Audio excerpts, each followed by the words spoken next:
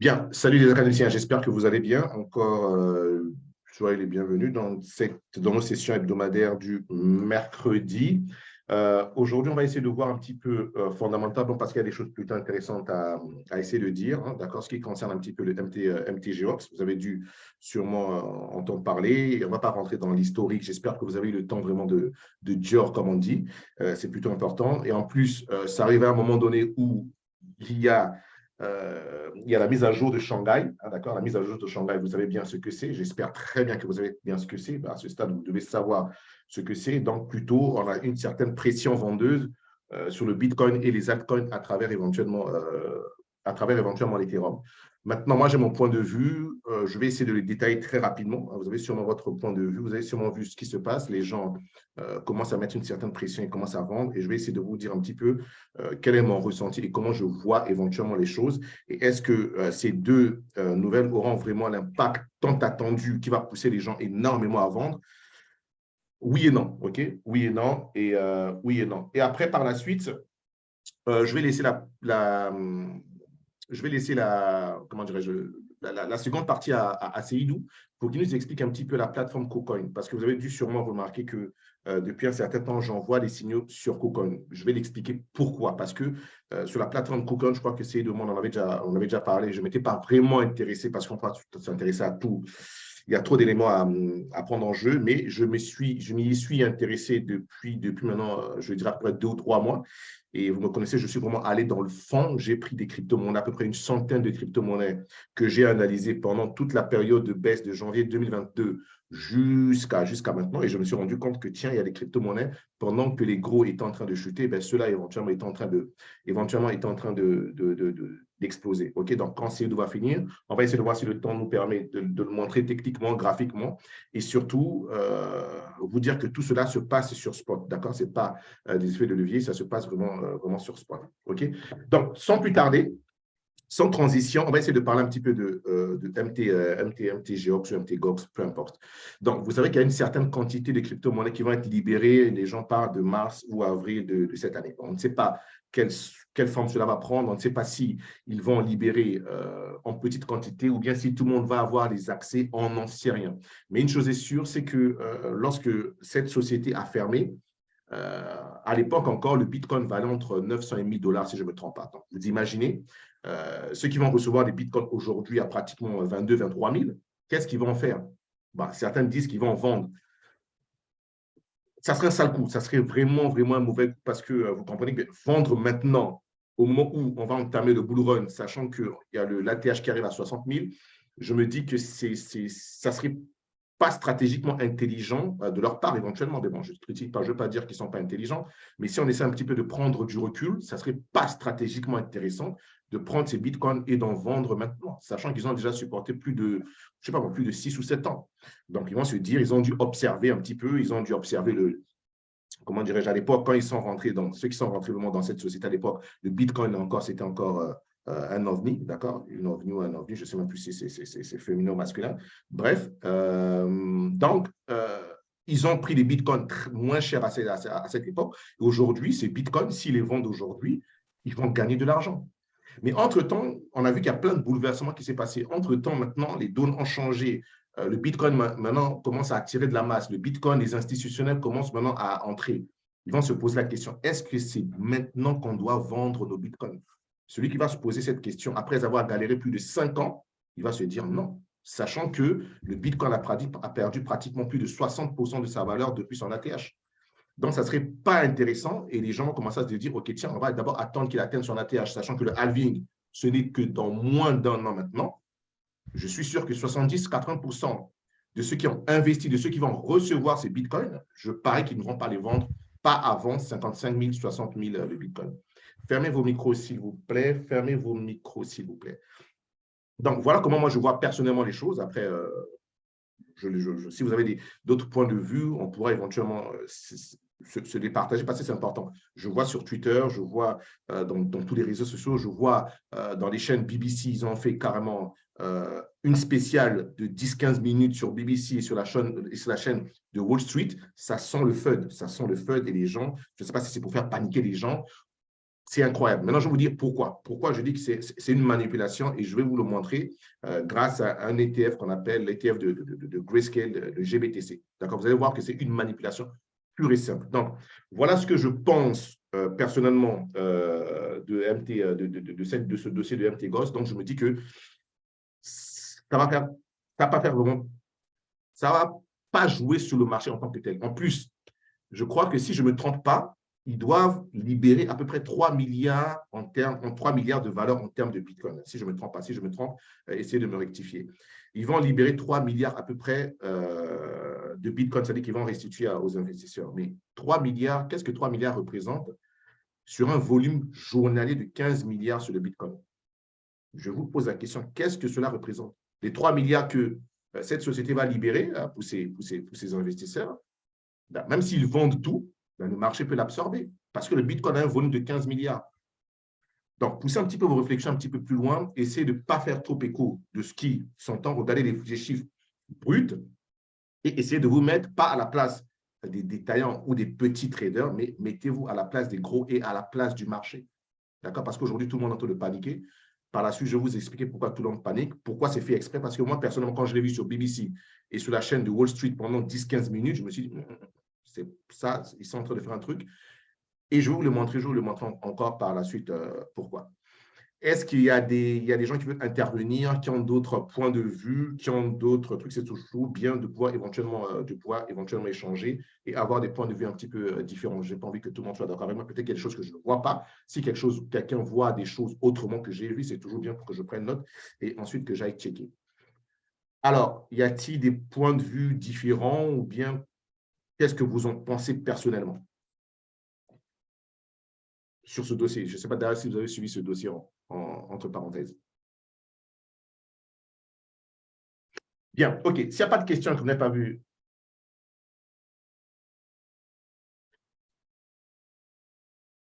bah oui, c'est clair que ceux qui sont formés de nos vendants, maintenant, on se pose la question, ceux qui ne sont pas formés, parce qu'aujourd'hui, qu'on le veuille pas, tout le monde est formé sur le Bitcoin.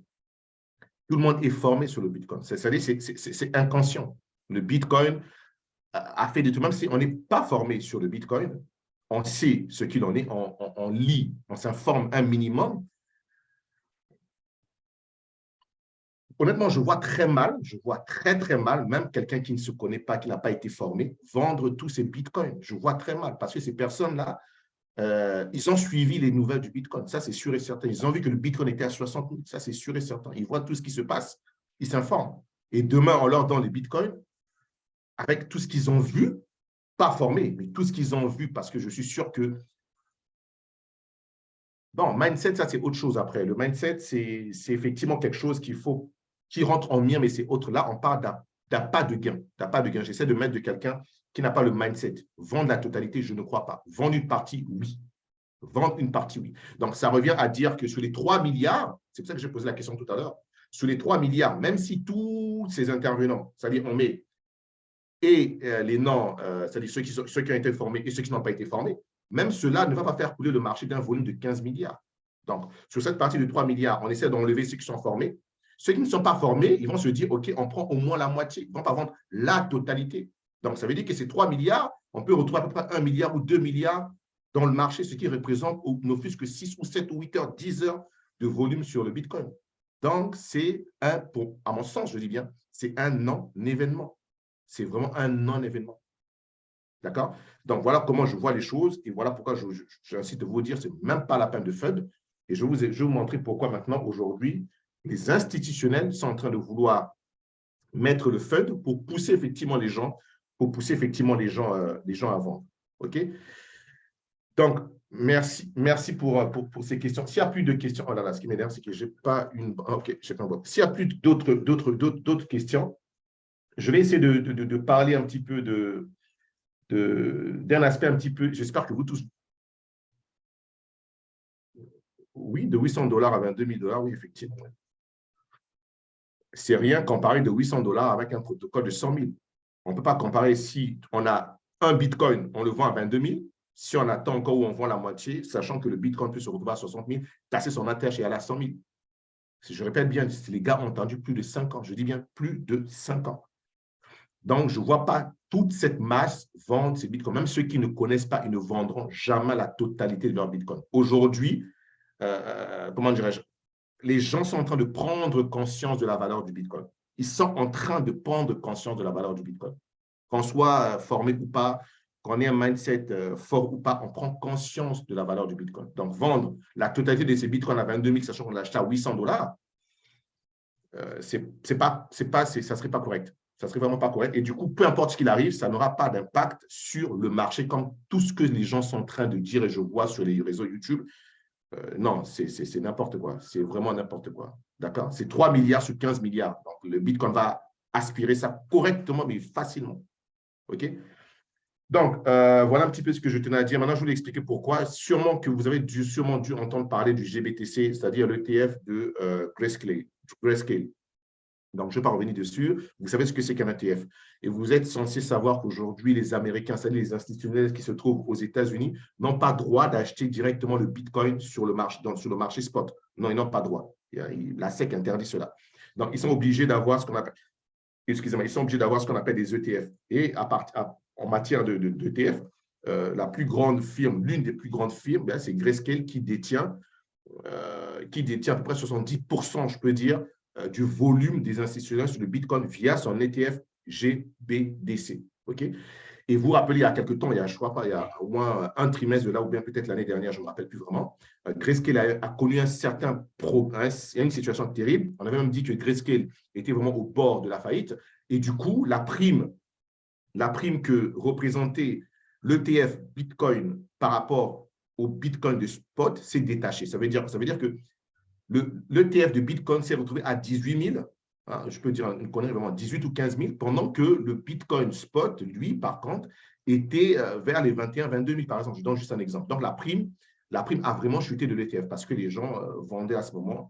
Ils se disaient, tiens, que l'ETF, Grayscale va finir, va clôturer, et donc, vaut mieux sortir de ce ETF que de pouvoir continuer un instant, de pouvoir continuer.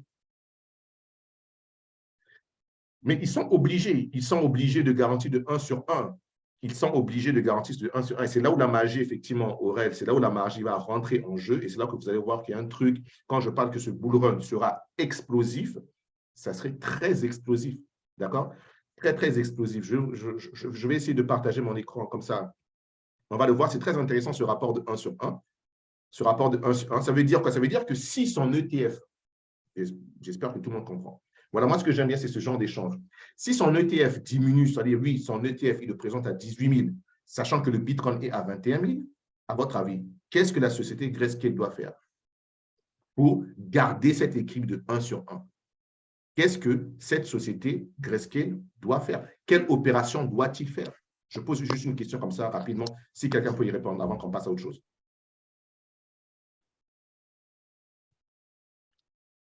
Personne comprend? Personne voit un petit peu la magie de ce truc, non? Personne? Aurel, je crois que tu as posé une question. Est-ce que tu vois pourquoi éventuellement, si ce rapport de 1 sur 1 n'est pas là, qu'est-ce que Grayscale doit faire pour effectivement ramener ce rapport de 1 sur 1? Cet ancrage. Obligatoirement. C'est obligé d'accumuler le BTC. Forcément, accumuler le maximum possible. Ce qui semble logique. Exactement. Ce qui semble logique. Donc, ça va le pousser d'aller acheter du Bitcoin sur le marché. C'est même pas à débattre. On n'a pas besoin de sortir d'Harvard pour comprendre ce mécanisme. Chose qui n'existait pas dans les précédents bull run. Il doit obligatoirement acheter du Bitcoin pour combler cela. Et c'est ce que Grayscale a fait. Tellement que c'est ce qu'il a fait, je vais maintenant vous présenter un petit peu les résultats que nous sommes en train de subir maintenant. J'espère est-ce qu'il y a des questions en attendant que je permute sur mon ordinateur que je vous présente tout cela, le temps que je peux, même s'il y a encore d'autres questions, j'espère qu'il faut que ça soit vraiment compréhensible pour tout le monde, parce que si vous ne comprenez pas ce médicating, parce que c'est fondamental, ça serait difficile que vous puissiez savoir comment vous positionner et surtout comprendre qu'il faudrait accumuler maintenant, il faudrait construire et non paniquer quand on vous parle de MTGOS qui va en vendre. Au contraire. D'accord? Ça, c'est leur jeu, c'est leur but. OK? Pourquoi? Parce que vous avez compris que Grayscale, vu le prix, il a besoin de plus de Bitcoin. Donc, on dit que c'est lui c'est un gros actionnaire de Bloomberg. Donc, ils ont intérêt à faire en sorte que les gens paniquent, qu'ils vendent et que les gars, eux, ils récupèrent. Une fois de plus, suivant la smart money, ne soyons pas ne faisons pas partie des 1 million de moutons. Non, on n'a pas la capacité de suivre les mouvements, mais repérons ces gens, repérons leur jeu et essayons de les suivre. C'est ça ma philosophie, d'accord? Donc, ça va vous permettre de vous écarter de tout ce qu'on vous raconte, parce que eux, s'ils le racontent, ça veut dire que derrière, ils ont autre chose. Et une fois de plus, les données et les graphiques ne mentent jamais. Et la blockchain est claire et nette, ils ne peuvent pas manipuler, contrairement dans d'autres marchés. OK? Donc, je vais éteindre ici. Je ne sais pas s'il y a des questions par rapport à ça. Le temps que je le présente très rapidement dans mon écran, le temps que je partage, laissez-moi partager tout ça. Et on va le voir. On va commencer par… Très bien, là. Garde-les. Si tu as même pu en accumuler encore pendant cette baisse, tant mieux. C'est parfait. Ça, c'est même pas débat. Non, c'est pas ça. Ça, je vais vous le montrer après. Il est où mon grayscale? Voilà, super. OK, c'est là. Donc, regardez ce qui est intéressant. Hein, d'accord? Juste en dessous, en orange, vous avez la courbe de l'ETF GBTC. Je termine très rapidement et après, je passe la parole à Seydou parce qu'il sera un petit peu pris. Je termine là pour que je n'oublie pas cette partie qui est vraiment très importante. Donc là, par exemple, vous voyez que ça, c'est la courbe du GBTC. D'accord? Donc, cette courbe est censée être corrélée, hein, vraiment corrélée. Ça y est. Alors, vous avez compris que cette courbe suit le BTC. Donc là, c'est le GBTC et là, c'est le BTC. Vous voyez bien que je suis en spot. Mais regardez ce qui est intéressant ici. Là, dans cette phase ici, vous voyez qu'il y a une certaine stabilité dans cette phase. Donc, pendant que là, les prix sont en train de baisser, okay, le GBTC, lui, il continue à augmenter. D'accord? Donc là, les institutionnels commencent à accumuler du BTC via GBTC. Et là, vu qu'il en a énormément, si déjà le GBTC commence à se décorréler du BTC, on a l'impression que le GBTC nous montre ce que va faire éventuellement le spot. C'est logique. C'est logique. Mais sauf qu'il y aurait un train de retard.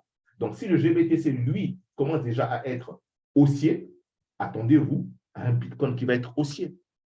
Mais sauf qu'ils ont envie d'avoir des bitcoins moins chers pour qu'ils en emmagasinent plus, parce qu'aujourd'hui, ils commencent à avoir énormément d'ETF qui sont, qui sont backés au BTC. Donc, plus le BTC est moins cher pour eux, mieux cela fera leur affaire au niveau du ETF. Donc, voilà pourquoi ils vont mettre des ETF, ils vont mettre du feu, ils vont aller voir les Bloomberg, ils vont aller voir pour pousser les gens à paniquer, pour dire aux gens, voilà ce qui se passe, avec ce qui se passe avec MTGOS, avec ce qui se passe avec l'Ethereum, le prix va baisser. Alors, qu'est-ce que les gens vont se dire? OK, tiens, nous sommes à 22 000, on va vendre. OK, mais sauf que quand vous vendez ici, l'ETF continue à augmenter. Pourquoi? Parce que l'ETF va prendre tous vos bitcoins. Tous vos bitcoins. Et après, bam, ça explose. Après, il va vous le revendre encore un peu plus.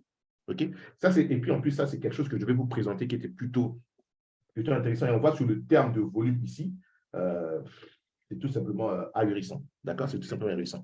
Donc, gardez éventuellement, je ne sais pas s'il y a des questions qu'on peut prendre rapidement. S'il n'y a pas de questions, je vais laisser la parole à Sou parce qu'il y aura un autre rendez-vous. Donc, s'il n'y a pas de questions, tout de suite, bien s'il y a des questions, tout de suite, on peut vite s'en débarrasser. Je crois qu'on a encore, c'est bon, on peut prendre 4-5 minutes. Il y a des questions éventuellement sur cet aspect avant que je donne la parole à Sou, s'il vous plaît.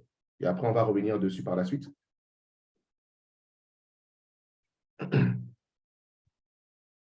Bien, écoutez, tant mieux. S'il n'y a pas de questions maintenant, donc gardez vos questions et on pourra revenir dessus. Donc, Seydou, tu es avec nous? Oui. OK, super, mon frère. Donc, je te donne la parole. Tu es prêt? Oui, il n'y a pas de problème. Je me suis connecté sur le téléphone parce que c'est plus facile de présenter un peu KuCoin sur le téléphone que sur l'ordi. Et bon, comme la plupart des gens utilisent le téléphone, c'est… Le téléphone. Parfait. Parfait, mon frère, parfait. OK, je te donne tout de suite l'autorisation et après, je vous ai expliqué. Regardez, parce que c'est intéressant. Ce qui va vous montrer aujourd'hui, c'est exactement la même chose sur Bybit, sur Binance, c'est exactement la même logique. Sou, tu as la main. Oui, je ferme la fenêtre d'abord. OK, voilà. OK, ce qu'on va juste faire, parce que comme vous avez constaté sur Telegram, Manu vous a envoyé des signaux sur KuCoin. Pour ceux qui sont pas sur KuCoin, il faudra par exemple utiliser le lien. Pour ceux qui sont sur KuCoin, je vais essayer de présenter un peu juste la plateforme, savoir comment transférer l'argent, comment transférer par exemple du spot au compte trading À partir de là, il y a souvent aussi des codes de validation de transactions qu'il faut, par exemple, aussi mettre pour pouvoir valider le code. Surtout ça. Après, si vous avez des questions, on peut plus approfondir, mais je vais plus vous présenter les éléments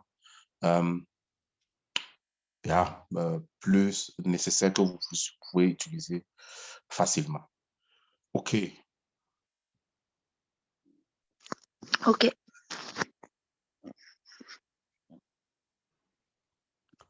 Je vais partager mon écran. Vous ne tenez pas de voir 1000 applications à la fois.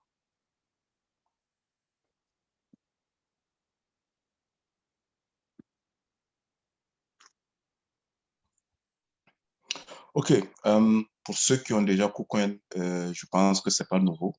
Une fois qu'ils se connectent, ils verront directement. On a la partie accueil, marché, trading, futur et actif. Pour les transactions, le plus important d'abord pour un dépôt, c'est surtout aller sur actif. Bon, voilà, moi je corrige. Voilà, vous avez au niveau de l'actif l'aperçu. Vous pouvez fermer vos micros pour que je puisse parler. Si vous avez des questions, vous allez rallumer. Partie actif, vous avez l'ensemble de votre portefeuille. Ça veut dire l'aperçu, la vue d'ensemble du portefeuille principal, trading, marge, futur. Vous avez la possibilité aussi de créer des bots pour pouvoir trader pour vous. Et la partie finance, où c'est surtout dédié pour le staking et d'autres produits financiers que KuCoin propose. Le plus important, c'est que KuCoin est un peu différent des autres. Ça veut dire que chaque envoi que vous faites déjà vient au niveau du portefeuille principal. Portefeuille principal, si vous voyez ici, bon, j'ai arrêté d'utiliser la plateforme depuis, donc ça fait que je n'ai pas de mes actifs là-dessus. C'est à partir de là que vous allez, par exemple, transférer votre argent. USDT, comme exemple, dépôt, retrait, transfert. Ce qui vous intéresse pour le début, c'est le dépôt. Prendre l'adresse USDT, envoyer par le réseau que vous voulez. Une fois que vous recevez l'argent, vous avez la possibilité directement à partir de là d'aller sur transfert et de choisir par exemple du portefeuille principal au portefeuille trading si vous voulez ou portefeuille, les autres portefeuilles, marge croisée, marge isolée, compte futur. Ce qui nous intéresse ici, c'est comme ce qu'on a dit, c'est spot. Ça veut dire le portefeuille spot, c'est surtout le portefeuille, notre portefeuille compte de trading. Là, vous pouvez transférer, par exemple, je prends un exemple très simple, je confirme directement. Et ça veut dire tout simplement, bon, j'ai transféré l'argent du portefeuille principal,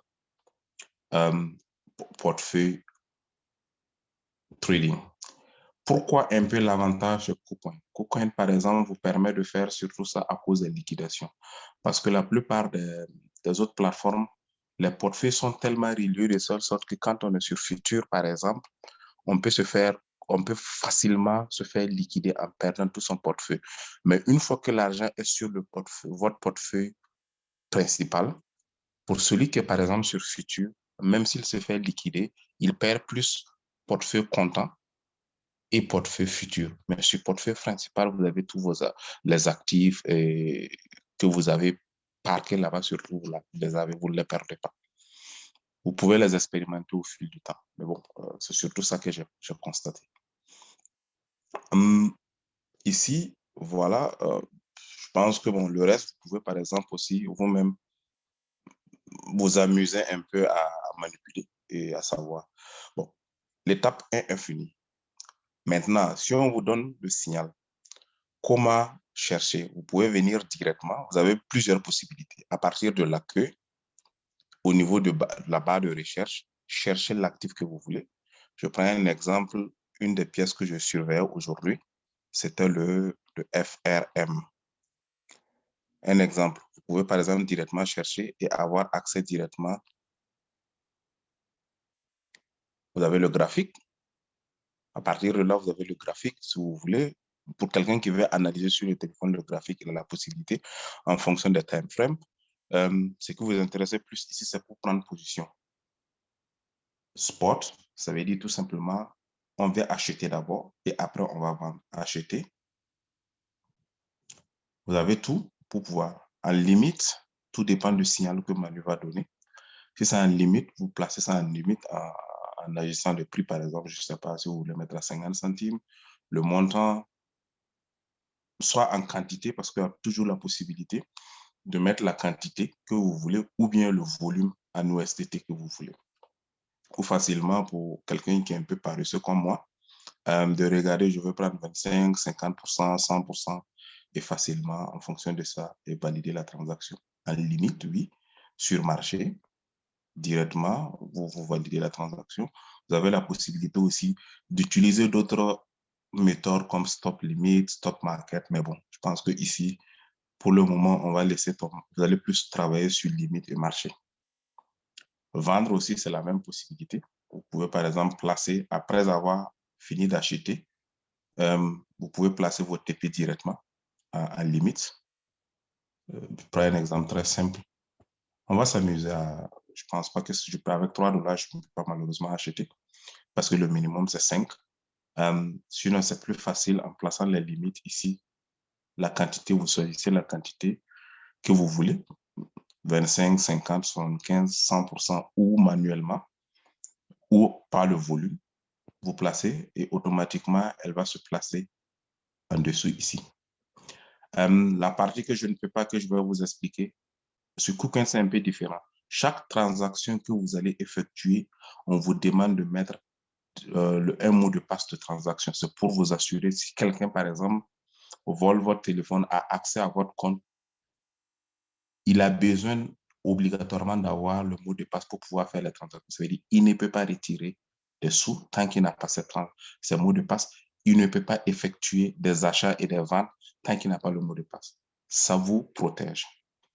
Donc, et là, directement, après avoir fini d'installer KuCoin, c'est important de venir ici, au niveau de là, et d'activer au niveau de sécurité votre mot de passe de connexion. Elle est déjà là. Votre mot de passe de code de trading, c'est ce qu'on appelle à peu près, bon, c'est le code de transaction. Ça veut dire ici, c'est déjà fait.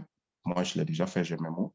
Vous allez, par exemple, configurer, valider, pour que chaque transaction, premier niveau, mot de passe, le mot de passe de transaction. Deuxième niveau, mot de passe de Google Authenticator. Ça veut dire que vous avez deux niveaux. Niveau 1, transaction, code de transaction. Niveau 2, Google Authenticator. Ça vous permet vraiment de... C'est ça qui vous permet de valider la transaction. Et je trouve ça bien parce que, bon, voilà, quand on se fait pirater le compte, on est un peu en sécurité tout en sachant bien que la personne ne peut presque rien faire. Le temps de créer le support pour pouvoir récupérer son compte et puis, bon, voilà, continuer. Donc, directement après l'inscription, vous venez ici, vous essayez de configurer votre mot de passe. N'oubliez pas aussi de faire la validation validation Google et peut-être aussi la phrase anti-phishing, je crois, en français, je n'aime pas trop le mot. OK. Excuse-moi, j'avais juste une question. Si tu peux revenir dans Spot, tu sais, quand on achète et on vend une paire, j'aurais bien voulu savoir comment on mettait un SL en fait, parce qu'on m'avait dit qu'on m'expliquerait comment mettre un SL pour éventuellement, si la paire ne grimpe pas et qu'elle repart dans l'autre sens, tu vois ce que je veux dire? Oui. Stop limit. Stop limit, d'accord. Et on le met où? Voilà. OK. Normalement, on vient ici, on prend stop limit. Manu, non, stop limit, pas stop market, stop limit. Parce que Et si par exemple je l'ai acheté et que je veux la revendre, plutôt dans vente, et que je veux la vendre, par exemple, je ne sais pas, à 6 000, mais que si elle descend en dessous de 57 000, je veux qu'elle se revende. Je le mets c'est dans... surtout, voilà. C'est surtout ici, au niveau de la vente, stop limit. Et maintenant, on met le prix ici qu'on veut. on met, Manu, rappelle-moi, non, la quantité, c'est en bas. Oui. En réalité, tu vois la partie où tu as mis stop USDT, c'est le prix de déclenchement. C'est-à-dire, je donne un Voilà. peu de rien. Bon, OK, tu as compris? Tu peux Oui, continuer? j'ai compris. Prix de OK, déclenchement, vas-y. stop, et la limite où il te fait sortir sur le marché. J'essayais de... Parce qu'en français, souvent, c'est autrement que ça. D'accord. Voilà. Mais c'est le prix en Voilà. USDT. Donc, du coup, comment on sait comment on Vous avez sait? le prix annualisé à 3. Je prends un exemple. Je veux, par exemple, j'achète à 0,058 ici. À 0,40, je veux automatiquement qu'il me fasse sortir.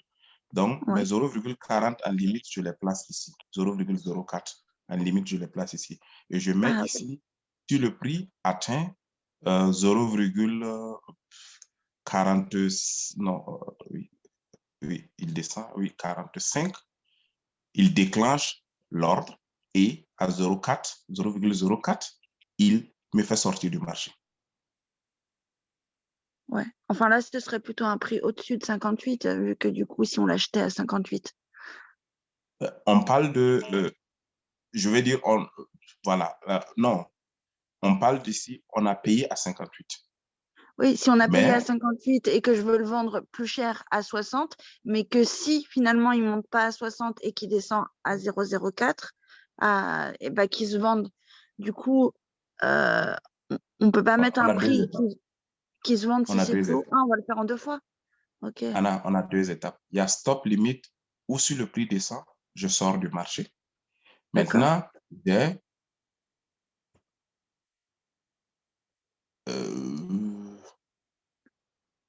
qu'est-ce qui est mieux? Limite ici de vente sur le prix atteint. Tu as deux D'accord. choses. Oui, il y a deux choses, effectivement. Je crois que c'est il est un petit peu rouillé, comme ça fait un temps qu'il a pas. Regarde, reste juste sur cette espace. Il y a deux choses qu'il faut que vous compreniez. Là, on a un prix sur le marché à 0,058. Ça, c'est le prix market. OK? Mm. Nous, on veut vendre. Ça veut dire que si on échoue, si notre analyse est ratée, pourquoi j'aime bien les stop limites? Parce que les stop limites, les market makers n'ont pas accès à votre stop loss. Parce que c'est Stop vous qui loss. décidez à quel moment votre stop loss va être dans le carnet d'ordre. C'est là où est le stop limite. Par contre, si vous allez en limite et que vous le placez, c'est déjà dans le carnet d'ordre et tout le monde le voit. Par contre, reviens sur stop limite, s'il te plaît, sous. Reviens sur stop. Voilà. Donc, sur stop limite, la partie où il a mis 0,045, ça veut dire quoi? Ça veut dire que quand les prix vont arriver à 0,045, c'est à ce moment que mon ordre stop loss qui se trouve à 0,04, c'est-à-dire 0,040, va être dans le carnet d'ordre qui va être lisible à tout le monde. Avant ça, votre stop loss n'est pas lisible à tout le monde. Personne ne voit votre stop loss. Vous êtes le seul à le savoir. D'accord.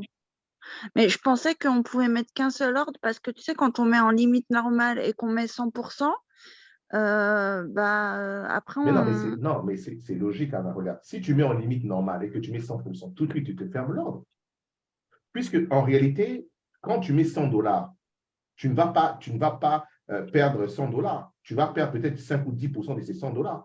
Donc, il faut toujours garder une quantité dans le marché. Mais si tu mets à 100% en limite, tout de suite, l'ordre est exécuté, il est coupé.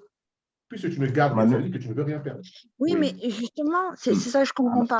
Si par exemple, je mets 100 $, je l'achète à 0,5834 en acheté, en market. Après, je vais dans vendre, je le mets en limite, par exemple, à 60. Je veux qu'il se revende à 60. Pourcentage, oui. Calcule ton pourcentage de perte par rapport à la quantité que tu as eu à placer. Je ne sais Oui, pas si tu vois ce que je veux dire. Je crois que je comprends sa question. je veux revendre 100% de la crypto que j'ai achetée, donc je ne veux pas revendre qu'une partie. Donc, moi, je voudrais qu'il y ait un stop loss, c'est-à-dire que s'il ne monte pas à 60 et qu'il redescend, et ben qu'en gros, il se revende même en perte, mais en gros, un stop loss, quoi. Mais l'exemple qu'on vient de faire tout de suite, c'est le stop loss. Mais ça veut dire qu'on peut mettre 2 ordres? Maintenant, c'est ça, je viens maintenant, sur futur, c'est facile, mais sur sport, Manu, tu vois, je suis un peu... Non. Sur peut-être que futur, tu vas m'expliquer ça. non, sur futur et spot, ce n'est pas la même logique. Non, je n'ai pas dit ça que c'est la même logique. Non, je parle pour Anna. Parce que ce qu'elle dit, c'est plus facile sur futur, mais sur spot, non, il y a un autre mécanisme à mettre en place. C'est-à-dire, sur spot, tu ne peux pas envoyer l'ordre pour dire que je veux vendre la totalité de ce qui va me rester au cas où le marché chute. Non. Tu dois garder cette donc quantité dans le marché. En fait. Tu dis? Donc, en fait, du coup, tu ne peux pas vraiment mettre de stop loss. Mais si, Anna, mais si, regarde. Tu as $100. Attends, écoute. Ouais. Tu as $100 que tu entres sur le marché. Sur tes $100, tu décides de perdre 10%. Qu'est-ce que 10% représente sur $100, s'il te plaît? Qu'est-ce que 10% représente sur $100? Mais pourquoi je perdrais? Je donne juste un exemple, parce que quand tu rentres sur le marché, c'est toi qui décides ce que tu dois perdre en amont. Oui, en gros, si le prix diminue, je revends. Allons étape par étape, s'il te plaît. Tu entres allons étape par étape, d'accord? Tu as $100. Tu veux mettre un stop loss. Ça veut dire que tu décides de perdre une certaine quantité ou un certain pourcentage de ces $100. On est d'accord? Oui. Est-ce que OK, bien. Supposons maintenant que je te dise, tiens, tu veux perdre 10% sur ces $100. Que représentent ces 10% sur ces $100? C'est un prix, c'est par rapport au prix, c'est le prix qui est plus bas, en gros. Si ça descend, par exemple. Non, écoute ce que je dis, Anna, ne t'écarte pas, s'il te plaît. On s'en fout du prix. Que représente 10%? Exactement. Non, je veux qu'elle comprenne. C'est 10 euros. Mais c'est ce que je dis. Revendre à un prix plus bas, en fait. Anna, tu ne peux pas, écoute-moi très bien ce que je dis. Tu ne peux pas raisonner comme ça si tu ne suis pas le mécanisme, si tu ne comprends pas déjà qu'est-ce que va représenter tes 10% sur ta quantité, parce que cette quantité doit rester sur le marché. Quand tu es sur spot, la manière dont on met le spot, les stop loss sur spot, n'a rien à voir avec la même manière dont on met les stop loss avec effet de levier. Toi, tu utilises bien le gold, ce n'est pas la même logique. Ah oui, non, mais moi, je ne pense même pas aux effets de levier. Moi, je prends des signaux crypto sur Binance, sauf que je ne mets pas de stop loss parce que je ne sais pas faire. Donc, je voudrais juste pouvoir mettre. Mais c'est pour ça, maintenant, qu'on t'explique. Si tu ne sais pas faire, on t'explique maintenant. Oui, mais c'est pour ça que je demande, c'est ça que je ne comprends pas, c'est que quand on met 100%, après, on peut plus faire d'autres. Non, mais tu n'écoutes pas, Anna. Tu vois, tu brouilles les étapes et je réponds aux questions pour que tu répondes, pour que je t'accompagne. Parce que si tu brûles, parce que tu as une connaissance pour toi c'est 100%. Mais ce n'est pas ça qu'on veut te faire expliquer. D'accord? Ce n'est pas ça. Donc, enlève d'un petit peu ce que tu connais déjà, fais un petit peu reset sur ton cerveau et essaie de suivre un petit peu la procédure doucement, pour que tu comprennes. Parce que ça n'a même pas la même chose. Tu vois que très bien, tu mets tes stop loss sur des effets de levier sans problème, mais jusqu'à maintenant, sur la partie crypto spot, tu as des problèmes. Et beaucoup de gens sont dans cette situation parce qu'ils ne comprennent pas ce schéma. OK? Donc, on va repartir. Tu as $100, tu achètes, peu importe, n'importe quelle paire. Sur les $100, tu décides de perdre 10%. Qu'est-ce que cela va représenter sur les $100? 10 dollars? Bien, ça va représenter $10. OK. Maintenant, lorsque tu vas mettre ton stop loss et que tu ne donnes pas l'information à l'algorithme de la plateforme disant que moi, sur mes $100, j'ai envie de perdre $10. Comment veux-tu mettre qu'il coupe à 100%? Ce n'est pas logique. Parce que s'il coupe à 100%, il va couper les $100. Non, il faut que tu lui fasses comprendre que je suis prêt à perdre tel pourcentage. Et ça ne serait pas 100% que tu dois mettre. Parce que si tu mets 100%, c'est fini. Il clôture cette position. Et beaucoup de gens sont souvent à perdre dans ce genre parce qu'ils prennent une position, la crypto-monnaie baisse et ils mettent 100%. Et paf, ils sont coupés, ils se rendent compte, mais tiens, j'ai perdu 3 ou 4 ou 5 sur ces dollars. Mais parce que tu as donné une mauvaise information à l'algorithme sur la plateforme dans laquelle tu te trouves. Parce que tu as voulu clôturer à 100%. Non, tu ne dois pas clôturer à 100%. Tu dois déduire ce que tu es prêt à perdre qui doit rester sur le marché. Je ne sais pas si tu… Bon, ça serait compliqué, mais au fur et à mesure.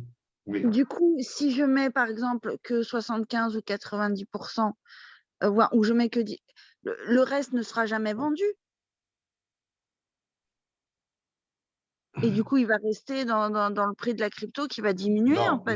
Non, le reste sera automatiquement vendu. C'est-à-dire, tu aurais une partie qui va se retrouver sur ta partie spot et une autre partie qui va rester. Ça veut dire que c'est les 10% que tu es prêt à perdre qui vont rester sur le marché. Et le reste est mis en stand-by quelque part, soit sur ton compte principal. Hein, en ce cas, c'est KuCoin, c'est ce que j'ai remarqué. KuCoin le ramène directement sur le compte principal au lieu de le mettre dans les ordres historiques parce que chaque plateforme a sa manière de fonctionner. Et il garde uniquement les 10 ou 20% que tu as décidé de perdre. Ça veut dire que si le marché chute en ce moment, les 10%, tu les perds parce que c'est ce que tu as envisagé. Et si le marché évolue, ben, ça évolue bien dans ton sens et tu vas toucher, quand tu vas arriver au TP, si c'était 2 fois plus les 10%, bon, tu comprenais que tu vas gagner 20% en plus. Donc, ça veut dire que tes gains sont sécurisés. Mais ils sont sécurisés sur la partie, chez KuCoin, ce que j'ai remarqué, c'est qu'ils les emmènent directement sur la partie trading. C'est-à-dire qu'ils les enlèvent de là et ils les mettent directement dans ton capital automatiquement. Ils ne le mettent pas dans l'historique. Je suis désolée, je dois être très, très conne, mais je comprends. Non, mais franchement, là, on va dire que… Je comprends. Ouais, mais L'explication qu'il a donnée. Il monte à 6 000. Il monte à 6 000, il va se vendre à 100%, c'est bon, j'ai fait mon bénéfice. Mais s'il descend à 4 000 et que ça vend que 10%, eh ben, certes, j'ai perdu les 10%, mais le reste, c'est où? Bah, ça reste dans la même crypto qui, au final, a une valeur très, très basse. Mais non, c'est ce que je viens de te dire. Non, il ne reste plus en crypto, il se transforme en stablecoin. C'est-à-dire sur spot, il ne garde plus cette quantité, il ne garde plus cette valeur, il le retransmet en stablecoin et il ne garde que ce que tu es prêt à perdre. Ça veut dire qu'en réalité, sur spot, où c'est compliqué, c'est que vous n'allez pas faire 100% de toute la valeur que vous avez mis si vous mettez des limites ou des stops, mais il va vous prendre à peu près 100% de la quantité que vous avez voulu perdre. Sur spot, c'est comme ça, le mécanisme est différent. Manu, oui. Le problème, c'est que ce que tu expliques, c'est la même chose que ce qu'elle explique, mais on parle de quantité et valeur maintenant. C'est comme ce que tu as dit. En réalité, quand tu programmes la quantité. Il prend la quantité, il te fait sortir sur le marché. S'il te fait sortir sur le marché, ce n'est pas cette quantité, Anna, que tu vas recevoir, c'est en termes, parce que tu as utilisé des dollars pour payer cette pièce, et quand tu le revends pour te faire sortir, il te transforme cette quantité en dollars avec la perte que tu as décidé d'avoir. Ça veut dire que, bon, voilà, c'est le même langage, mais il faut faire toujours la différence entre la quantité et la valeur. Vous savez ce que je vais faire? Je vais faire un truc. Je vais juste ouvrir un compte test sur mon KuCoin.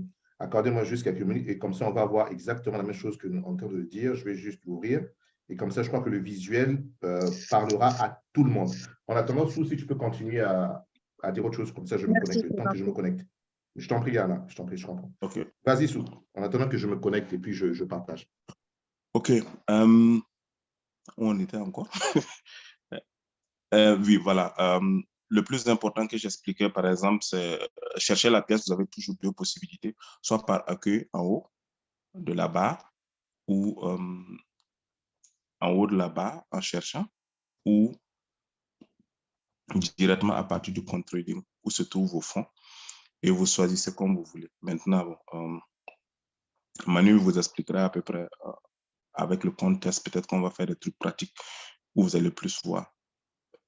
L'ordre placé, vous allez voir ça au niveau des ordres open. Une fois la vente exécutée, vous allez voir ça au niveau de l'historique. Ici, en fonction de la pièce où vous allez vous placer, vous allez voir à peu près le fond. C'est ça, j'essayais de dire tout de suite à Anna. On voit ici la quantité et la valeur. Ici, j'ai 0, je n'ai rien. Et quand vous allez décider à un moment donné, quand vous allez décider de placer le stop loss, quand vous allez vendre, quand on achète, on voit la quantité et la valeur maintenant ici. Et quand il va revendre, il va maintenant déduire, il va vendre cette quantité que vous avez décidé et transformer le reste en stablecoin, ça veut dire en USDT. Bon, je suis prêt. Je crois que c'est… OK, tu peux reprendre la main. OK, super. Ferme juste et puis je reprends la main. Comme ça, on va faire un truc pratique. Je crois que ça pourrait éventuellement aider Anna. Let's go. Bien. Donc, accordez, je vais voir où je le partage, à qui je le partage. C'est mon téléphone que j'ai fait. Le téléphone se trouve où? Le téléphone, c'est celui-là, si je ne me trompe pas. Bien, ok, j'espère bien que le téléphone, c'est celui-ci. Je vais partager, je vais voir si c'est celui-ci. Écran. Ok, super. Bon, tout le monde voit mon écran. Hein? Bien, donc, est-ce que tout le monde voit mon écran? Juste un petit oui, oui, oui. Oui, non, oui. non. Oui, Super, c'est okay. bon. Bon, vous voyez que là, j'ai des positions qui sont ouvertes. Mais regardez juste uniquement, j'ai 19 $, contrairement par exemple à sous, on peut faire une transaction très rapidement. J'ai 19 $. Sur les 19 $, tiens, on va cliquer n'importe quoi. Tiens, je vais acheter le KCS. Hein, le KCS, c'est la crypto-monnaie de KuCoin. Je clique sur le KCS. On va acheter le KCS. Donc, KCS, hein, c'est juste pour l'exemple. Voilà. Donc là, vous voyez que, OK, j'attends que ça arrive. Donc là, je vais cliquer sur acheter. Vous voyez que là, si je vais sur acheter, j'ai ma disponibilité qui est juste en dessous de 19 971. OK, là, je clique sur 100%. Ça veut dire que je vais utiliser les 100% de mes 19 $. Là, on est d'accord, je clique tout de suite. Ce que je vais faire, c'est l'erreur que beaucoup de gens commettent pour que vous voyez comment ça se passe. Donc, je clique sur acheter. Ça veut dire que là, je vais acheter. Donc là, je n'ai plus rien, j'attends que ça se reconfigure. Vous voyez que là, automatiquement, mes USDT ne sont plus là. Et quand je repars sur mon portefeuille principal, je n'ai plus des USDT, mais j'ai une certaine quantité de KCS avec une valeur de 19,92. Maintenant, je vais faire ce que 80-90% des gens font. J'arrive ici, je suis acheteur, OK, sur le KCS. Je me dis, tiens, je regarde mon graphique, hein, je donne des conneries, je suis acheteur à 8,50. Je me dis, tiens, j'ai envie de couper à 8,28. Hein, c'est-à-dire mettre mon stop loss à 8,28. Donc, je vais le mettre en limite, le stop loss à 8,28. OK? Donc, au lieu d'aller sur acheter, je vais aller sur vendre parce que j'ai mes quantités de 2344 KCS. Je clique sur limite et je mets là le montant. Regardez ce qui va se passer. On avait dit combien déjà, je crois, je me rappelle, on peut me rappeler du prix, c'est 8. 8,28. 8, voilà, 8,28. OK, voilà. Ça, c'est bon. Logiquement, comme ça, vous pouvez le faire en forme, ça peut être pris comme un SL. Mais regardez ce qui va se passer tout à l'heure. Rappelez-vous, je n'avais plus les USDT. Là, je mets 100%. D'accord? C'est-à-dire, je mets 100%. C'est-à-dire qu'en termes de valeur, vous le voyez en bas, c'est 19,40. Si je clique vendre KCS, ordre exécuté, mais regardez ce qui va se passer. Mes USDT reviennent. Je n'ai plus de KCS. Je n'ai plus de KCS. C'est comme ça que l'algorithme, c'est toute la fonctionne. Je ne sais pas comment, on n'est pas clair, mais voilà comment ça fonctionne. En mettant 100% automatiquement, la machine vous les coupe parce que c'est ce que vous voulez vendre. C'est-à-dire que vous n'avez pas décidé de vendre ce que vous voulez être prêt à perdre. Automatiquement, ces USDT, si vous ne faites pas ça, vous allez vous dire que tiens, vous avez du KCS, le KCS augmente, il se trouve à 10, vous êtes content parce que vous dites que vous allez gagner de l'argent. Vous allez sur votre portefeuille, vous dites, mais où est passé mon argent? Mais non, vous avez donné un ordre que l'algorithme n'a pas compris et du coup, vous êtes resté en stablecoin. Comme vous pouvez le voir, automatiquement, sur le travail du stablecoin, avec une perte, vu qu'on était à 19,90, et là, on se retrouve à 19,88 à cause des frais. Ouais, ça, Mais c'est c'est quelque bizarre chose. parce que vu que c'est en limite, c'est censé être plus tard. Et Pourquoi ils y non, font c'est 100%, 100%, Anna, c'est ce que je suis en train de dire tout à l'heure, 100%, ça ne fonctionne pas de la même manière. Il faut que tu gardes une certaine quantité que tu as décidé de perdre dans l'actif. On va revenir maintenant faire exactement ce que j'étais en train d'expliquer, pour que tu comprennes. On fait la même chose, mais en gardant maintenant, disons, je ne sais pas moi, en gardant à peu près, je donne une connerie, disons qu'on veut, 90%. tu dis 90%, ouais. Voilà, disons qu'on veut perdre 10%. Ah, d'accord? Donc 10% à peu près, on dit que bon, on veut perdre, disons, 3 $. OK? On va faire exactement la même chose. D'accord? On repart sur du KCS. D'accord? On cherche notre KCS. On revient ici. On va le faire une chose très simple. On ne va pas utiliser les stops limites, on va utiliser uniquement les limites, qui paraît un peu plus simple. D'accord? Donc, on achète. Là, on achète au marché. On utilise la totalité de nos 19,88, mais là, ils vont se retrouver à 19,84 parce qu'il y a des frais. OK? On a acheté. OK? Automatiquement, on revient sur nos transactions. On voit qu'on n'a plus d'USDT. On a maintenant nos KCS. OK? On revient maintenant sur le KCS. On se dit, tiens, là, on veut KCS USDT. On veut faire en sorte qu'on perde une certaine quantité. Disons, on veut perdre à 8,28. On veut perdre ici 10 $. On est d'accord? Comme ça, on veut perdre 10 $. Ça veut dire qu'on joue le coup et on veut gagner 9 $. Et tu vas voir, en faisant ça à 10 $, comme a dit Seyd, mets-toi sur vendre. non, je Mais sais, ça je va sais. pas, ça va pas les vendre tout de suite, ces 10 $? Mais non, il ne va pas les vendre, il va garder 10 $, il va te restituer 9 $. Oui, mais ça va le faire tout de suite. Alors Mais que le but. non, il ne va pas te le faire tout de suite, il va te le faire exactement à 1,28. Anna, regarde l'ordre limite qu'on a mis. Ouais, Il mais va pourquoi sur les 100%, il y a fait tout de suite Mais parce que tu as fait 100%. Parce que tu Ah, ne ok. gardes rien. Et là, par contre, on garde une partie. C'est-à-dire, on garde 10 $. On est prêt à sacrifier les 10 $. OK? Ça, je n'ai jamais essayé sur les limites parce que je ne fonctionne pas sur limite, mais on va essayer de voir ce que ça va donner. Ça, je vais découvrir avec vous parce que moi, j'aime bien les stop limites, mais on va essayer de voir avec limite ce que cela va donner. OK? En mettant 10 $ ici, sachant bien que notre valeur est de 19 $, là, je m'en fous de la quantité parce que quantité, c'est un petit peu compliqué, il faut prendre et puis calculer le. Bon, on s'en fout, mais on garde sur la valeur. En cliquant sur vendre KCS, on va voir ce qui va nous. Un instant. On va voir ce qui va nous. Qu'est-ce qui s'est passé? Ça a pris? Je ne sais même pas si ça a pris. Un instant, je vais voir. Non, il n'a pas pris. Pourquoi il n'a pas pris? Qu'est-ce qui s'est Peut-être essayer avec passé? 25%. Non, attends. 1,28. 10 $ représente combien? OK, je vois, sûrement, tu dois avoir raison. On va essayer de voir 50%. Donc, 50% sur vendre, ce qui nous fait, voilà, 9,65. Dans 9,65, il reste 10. OK, d'accord, on vend. OK, ordre placé, exécuté. On repart ici et vous voyez bien qu'on va essayer de rafraîchir. Et sur les 19, et sur les 19, là, voilà, il me restitue 9 $. Donc voilà, ils ont fait 19, ils ont gardé la moitié de ce que j'avais, ils m'ont restitué le reste en USDT et le reste maintenant est sur le marché en KCS. Donc ça veut dire que j'ai moins de quantité de KCS, j'ai la moitié de KCS. Oui, mais c'est bien ce que je dis depuis le début, c'est-à-dire que là, il te fait le stop loss tout de suite, alors que moi, le stop loss, je voudrais qu'il se mette seulement. Mais il ne te le fait pas tout de suite, puisque si tu vas sur la partie historique, on y va sur historique, tu vois qu'automatiquement sur historique, ordre avancé. Parce que là, tu n'as pas fait l'autre ordre de vendre quand il sera plus haut. Si tu peux Non, mettre... ça c'est le TP. Ça c'est le TP. On s'arrête. Là, c'est le Oui, TP. Là, on parle d'abord de stop loss. TP, c'est autre chose. oui, On mais parle d'abord justement, de stop loss.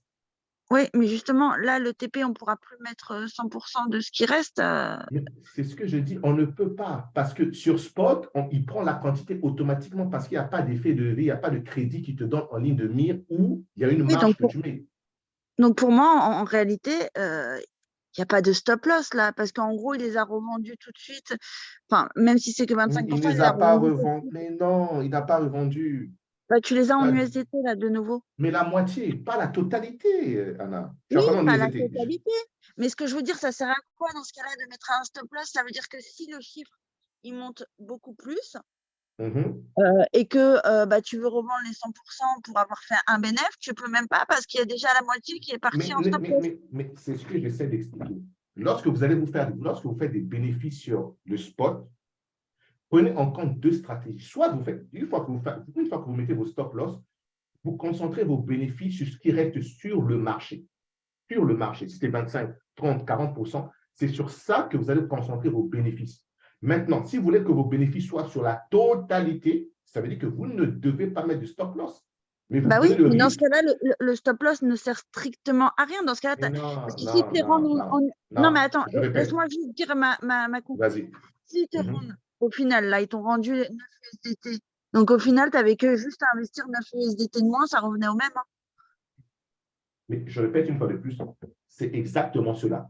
Mais ça veut dire que les gens n'ont pas tendance à se dire que j'investis ce que je suis prêt à perdre. C'est la première des règles. Oui, donc en fait, ouais, il n'y a pas de stop loss, quoi. Je fais juste investi moins au final. Mais c'est C'est plus exactement simple. ça. Ben, Ouais. exactement, c'est plus simple, tout à fait.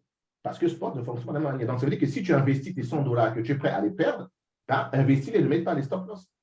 Là, c'est sûr et certain que si tu fais x2, ben, ça tu auras x2 de 100 $ au lieu d'amputer tes 100 $ en quantité et avoir moins si le prix explose, effectivement. Oui, mais par exemple, moi, je prends des signaux crypto, des fois, la plupart du temps, c'est juste pour faire 3 à 5% la plupart du temps sur spot. Donc, Mais par là, tu n'as exemple, plus besoin de spot, tu n'as pas besoin de stop loss dans ce cas. Oui, j'ai pas besoin de stop loss, mais je te donne un exemple. L'autre jour, j'ai acheté Celo BTC. Donc, il est grimpé, super, j'ai fait 3%, j'ai cumulé une quantité de BTC, j'étais contente. Sauf qu'il fallait que pour que je cumule à peu près 30 € de BTC, donc faire 3%, il fallait quand même que je mette 600 balles, mais je m'en fous, de toute façon, je ne les perds pas. J'ai toujours ma quantité de crypto. Sauf que après, j'en ai refait un, 2, 3 jours après. Le truc, il a complètement chuté, la crypto avait complètement chuté. Donc, du coup, là, je vais la revendre à perte. Mais en gros, il faut que moi, je reste tout le temps derrière à surveiller parce que le prix, là, il est tellement chuté que du coup, j'ai peut-être perdu 20%, quoi, tu vois. Mais voilà maintenant d'où l'avantage des stop-loss. Parce que tu décides de perdre que 10% au lieu de perdre 20% qui t'a surpris. Tu vois, Oui, chaque mais dans ce chose. cas-là, autant que je mets moins de quantité de BTC, ça revient strictement au même. Mais c'est ce que je dis une fois de plus, tout est une question de money management. Si à la base, tu mets une petite quantité et que tu perds Mais si tu mets une 20%, petite quantité, tu gagnes quoi? 3% mais, de miettes, tu gagnes mais bien, je quoi. répète une fois de plus, chacun, voilà, tu vois, c'est pour ça que les cryptos, si c'était facile, tout le monde allait s'en sortir dans cette histoire, dans cette histoire des cryptos là, ou de Je trading. C'est peux juste dingue intervenir. qu'ils mettent pas un stop loss, c'est quand même dingue. Enfin, Je, je peux oui, intervenir juste. Vas-y, c'est nous. Oui. Ce sport, c'est compliqué. On vient de voir tout de suite que c'est compliqué. Moi, personnellement, je travaille beaucoup avec les alertes. Je travaille beaucoup avec les alertes. Si j'ai un stop loss, le stop loss me sert d'alerte pour que sur le prix, si par exemple, je prends un exemple, mon stop loss est à 10%, je place mon alerte la plupart du temps à 7%.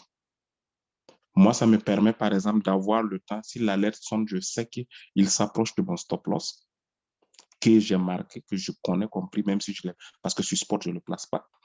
Et à partir de là, je décide de sortir ou de regarder le graphique, renforcer ma position et repartir. Parce que tout dépend. Si vous n'avez pas le temps, vous prenez, placez des alertes sur TradingView que sur votre téléphone. Vous n'êtes pas obligé de rester. Si l'alerte sonne, si tu es à côté, bien, ça c'est avantageux. Si tu n'es pas à côté, ça peut être un inconvénient. Il peut chuter et puis reprendre un peu. Mais toute une journée sans alerte, toute une journée, 2 jours, je sais par expérience, ça m'est arrivé plusieurs fois où je me suis retrouvé à 30% plus bas. Je ne l'ai pas vendu à perte, mais je n'ai fait que renforcer jusqu'à ce qu'à un moment donné, je suis ressorti. Mais ça demande du budget. Ça demande du budget et de la patience. Le plus facile, on peut tourner autour de le plus facile, ou bien non, facile, il n'existe pas. La solution adéquate ici, c'est de placer des alertes avant l'arrivée du stop, avant le prix du stop loss, pour savoir si je dois sortir du marché ou je dois rester ou je dois renforcer. Tout dépend de la stratégie que chacun veut mettre en place. Super. Il y en a Mais plusieurs. ouais, c'est une bonne idée. Pour revenir, effectivement, pour revenir un petit peu, parce que moi j'aime bien tester souvent des comptes avec des montants un petit peu accessibles à tout le monde. Ce compte, je suis parti, je peux dire, il y a à peu près, à peine, je peux dire, 38 ou 40 jours avec 75 $. D'accord? Et moi, personnellement, je ne mets jamais de stop loss parce que les stop loss, vous avez compris que lorsque vous allez gagner, par exemple, là, on a fait un truc de 19 $, on a amputé d'un moitié. Donc, ça veut dire qu'on va gagner. Si la crypto-monnaie fait x3, ça ne serait pas x3 de 19 $, mais ça serait x3 de la moitié de 19 $. D'accord? Et donc, il y a un truc qui est important, c'est d'avoir le bon timing d'entrée. Parce que si vous n'avez pas le bon timing d'entrée, sachant bien que sur Spot, on ne perd pas ces crypto-monnaies, ils sont là, un jour ils vont exploser. Donc, si vous avez de l'argent, vous faites ce qu'on appelle du DCA. Voilà pourquoi les gens parlent du DCA. Hein, c'est-à-dire ils achètent à chaque fois que la crypto-monnaie baisse. Mais si vous vous retrouvez dans une situation où elle ne fait que baisser depuis maintenant pratiquement plus de 2 ans dans cette situation où nous sommes, vous voyez qu'à la fin, il va engloutir votre quantité d'USDT. Important de ceux qui vont mettre le stop loss sur spot, que je trouve souvent pas sérieux. Mais sérieux, pourquoi? Parce qu'il y a des gens, quand ils se rendent en position, la crypto-monnaie chute de 30 ou 40%, ils se voient amputer une certaine valeur en leur truc. Ils se disent, mais punaise, je perds 30 ou 40%. Mais s'ils avaient mis des stop loss, ils n'allaient pas perdre 30-40% de la totalité de leur portefeuille, mais d'une moitié qu'ils ont décidé de mettre en jeu. Bon, ça, c'est le truc qu'il faut arriver effectivement à comprendre. Spot, c'est important, c'est intéressant, mais en condition que vous ayez le bon timing. C'est-à-dire qu'il ne faut pas acheter trop haut, il faut vraiment acheter dans la bonne zone. Vous ne mettez pas vos stop loss et vous dites, mais tiens, je n'utilise pas la totalité de mon capital, j'utilise 25%. Et le reste, au cas où je l'utilise, s'il baisse, que je fasse rebaisser mon prix de revient. C'est la meilleure des stratégies à utiliser sur les spots. La meilleure, c'est celle-là. D'accord? C'est celle-là. De toute façon, je ne mets jamais la totalité de mon capital. Mais bon, moi, je me dis, si de toute façon, ça se revend, bah, autant mettre moins, c'est plus direct, quoi, tu vois. Mais en entrant Anna, au bon... Oui. Vas-y. tu as parlé d'accumulation du BTC. Au niveau Oui. d'accumulation du BTC, il y a ce système que d'abord, on doit comprendre pour avoir le bon point, le timing pour entrer. Il y a toujours cette possibilité de baisse avant de repomper.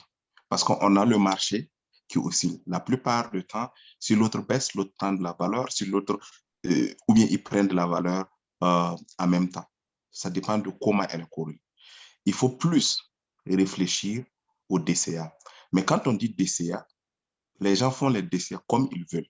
Ça fait qu'à un moment donné, ils ne sortent pas de la position. Qu'est-ce qu'on appelle, si je te pose la question, qu'est-ce qu'on appelle le DCA classique? Parce que j'attends le DCA, même plusieurs personnes de la GM, si je demande le DCA classique, je ne sais pas s'ils savent. Ils te disent, je fais le DCA, mais comment je fais le DCA pour pouvoir sortir tôt? Ouais, bah du coup, comment? C'est la bonne question parce qu'au lieu de vendre, la meilleure méthode serait de faire le DCA sur chaque zone de support.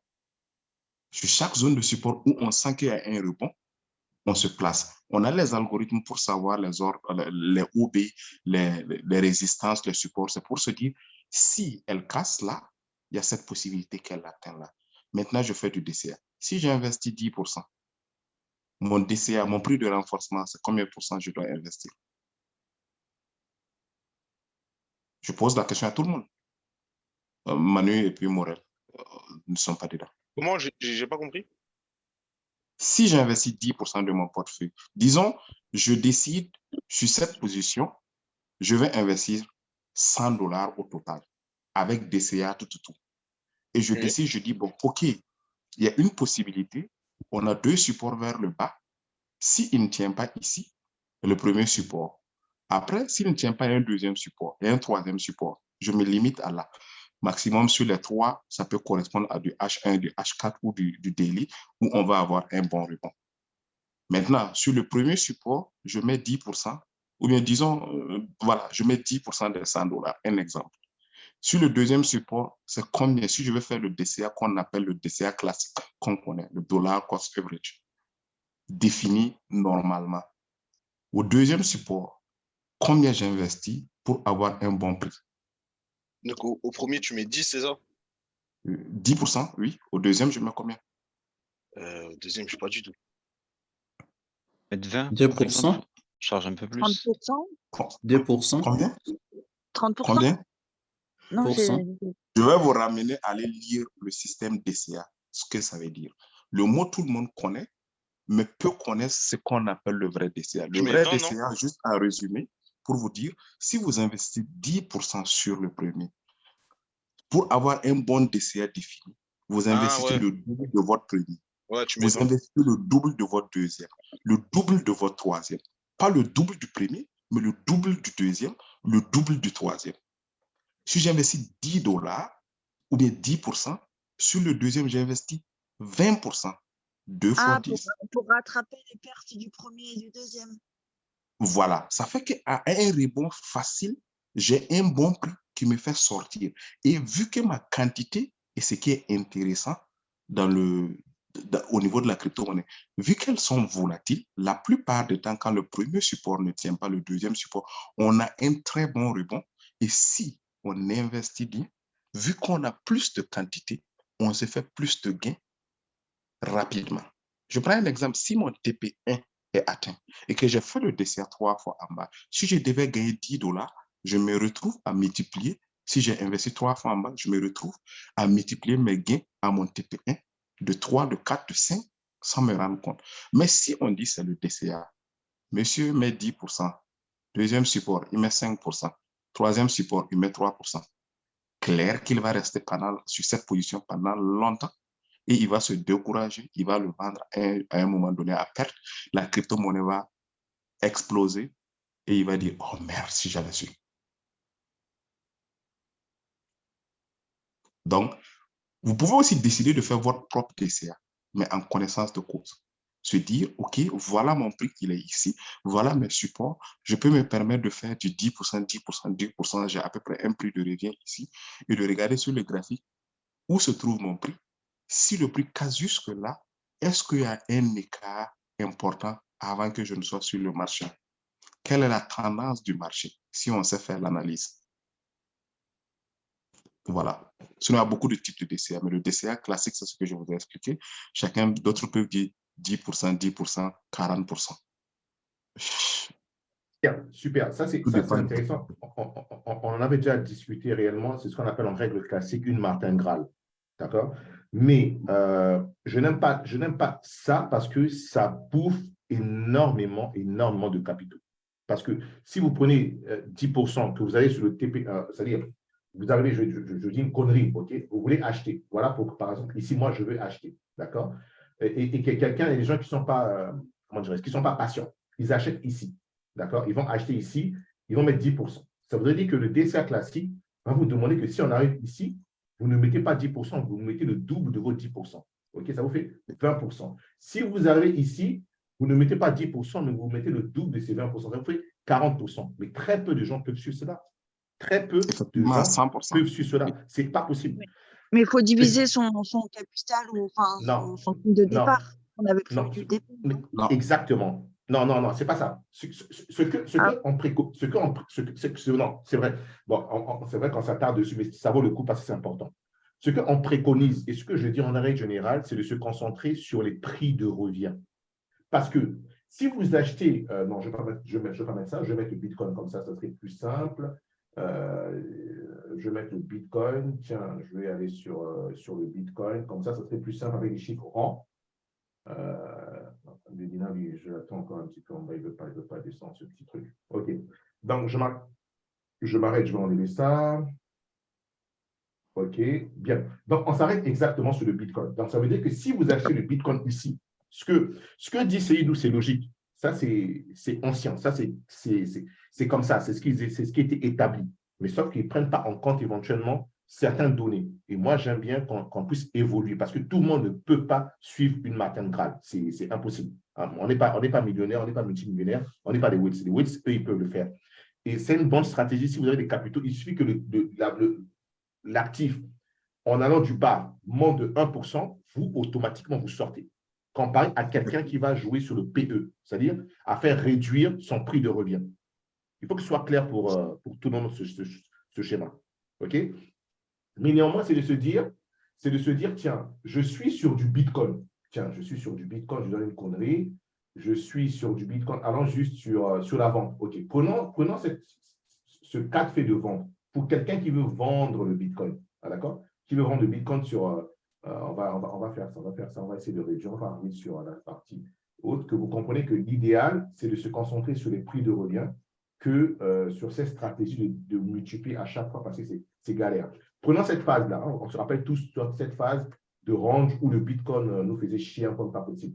Il y a des gens qui ont commencé à vendre le Bitcoin, il y a des gens qui ont commencé à vendre le Bitcoin là, qui ont commencé à vendre le Bitcoin là, qui ont commencé à vendre le Bitcoin là, et qui ont fini à vendre le Bitcoin là. Ça veut dire que là, vous voyez que ceux qui vont faire ça, ils n'ont pas de stop loss. Ils ont un capital qui va faire en sorte qu'ils vont vendre à chaque fois. Mais à un moment donné, le marché va leur donner raison.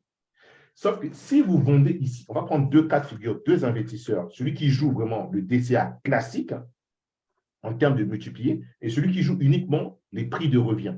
Okay? On se concentre sur celui qui joue le DCA classique. Donc, il va vendre ici, arriver ici, il va faire x2. Donc, quand je mets x2, ça dit x2 de ce truc. Donc, il met 10 ici, il va mettre 20. Okay? Et ici, il va encore faire x2, il va mettre 20, ici, il se retrouve à 40. Et ici, il va faire x2, ici, il va faire 20, il se retrouve à 2 x 4, il se retrouve à 80. OK? Mais sauf que lui, il suffit que le Bitcoin chute de là à là, c'est-à-dire il suffit que le Bitcoin chute de 4% pour que lui, là, il prenne toute cette perte qui était latente, parce que vous comprenez ce qu'on appelle des PNR, c'est-à-dire des pertes ou des gains non réalisés. 4% lui suffit de prendre sa mise de départ et de sortir avec des bénéfices. Par contre, si vous avez quelqu'un d'autre qui joue sur les prix de revient, c'est-à-dire il va vendre à 22 386, OK, les prix arrivent ici, ils vont. Donc, entre là et là, il se retrouve avec un prix de revient qui se trouve là.